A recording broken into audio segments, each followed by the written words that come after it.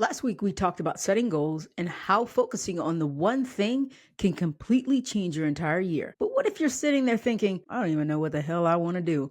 I don't even know what that one goal is. Don't worry, you are not alone. I got you. Today, we're going to figure out how to uncover that one goal that's going to make 2025 your best year yet. This is Lead with Confidence Now, the podcast dedicated to helping you grow your confidence and live your best life. I'm Travia, Steward, and for the past 27 years, I've been on a mission to help you reinvent your relationships and career. My goal with this podcast is to show up for you so that you can rock your own world with the confidence to make that big change in your life you've been wanting to make.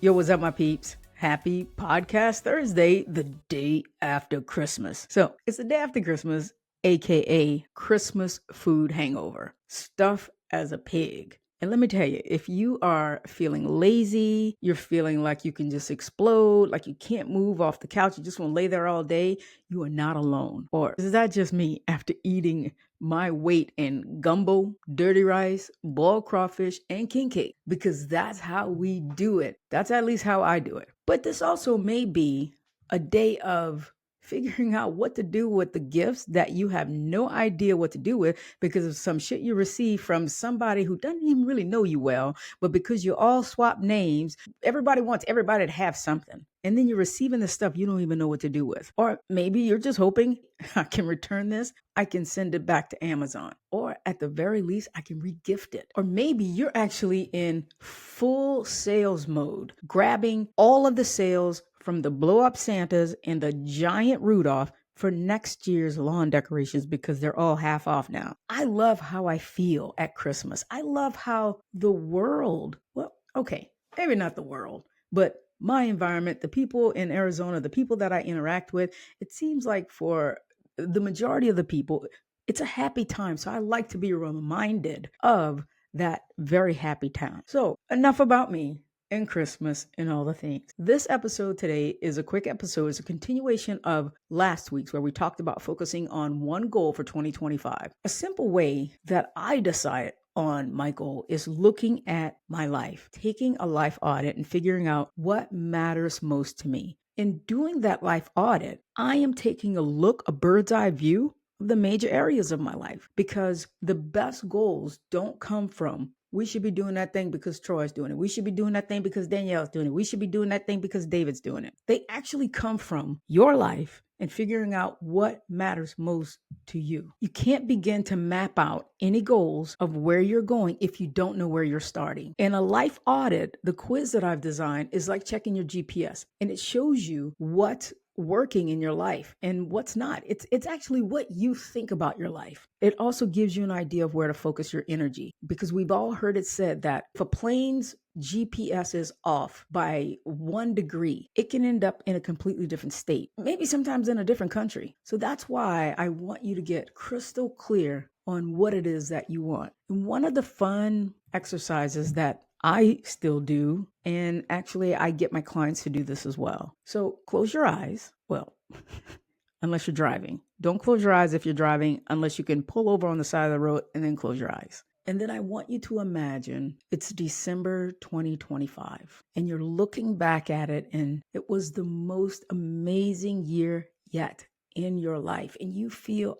absolutely amazing. You feel such a high level of achievement and satisfaction and just happiness and you feel so successful. You are proud of yourself. So now after you experiencing those feelings, what's the one thing that you accomplished in that year that contributed to you feeling that way? And this is taking a moment to actually dream a little bit. We don't want to spend time going, well, is it realistic? This just isn't going to happen. Just dream. In that dream, did you finally write that book? Did you finally start that business? Did you finally run that race? Did you finally drop 20 pounds?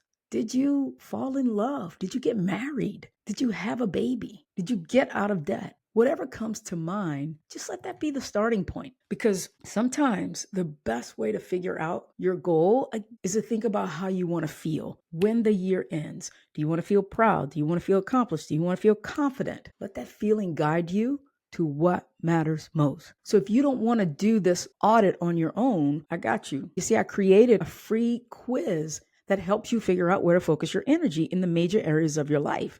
It's quick, takes you like less than a minute, I believe, and it helps you to figure out what areas of your life that maybe you're not 100% satisfied with. Maybe you're not a 10 out of 10 in that area. And so it will help you figure out what changes do I want to make right now? What area of my life actually needs the most attention? So if you want to take that life audit, head over to traviasteward.com and it's right there on my homepage. Take the quiz today. I believe that this is a great way to cut through and eliminate a lot of the overthinking so you can get some clarity on what it is that you want to do, because the best goals aren't just about the result, the outcome of that one particular goal. They're about the ripple effect that they can create in your life. For example, like let's say you have a goal to get healthier, to lose 50 pounds. It's not just about losing the weight, although that's fantastic. It's about having more energy. It's about feeling better in your body. It's about feeling a level of vitality that you may not have felt in years. It's about showing up stronger, showing up livelier, not being like always tired for the people that you love in your life. Or maybe it's if you have a goal of writing a book or launching a business, a side hustle. It's not about just the extra income or switching jobs. Maybe that task is about proving to yourself that you can create something incredible from scratch.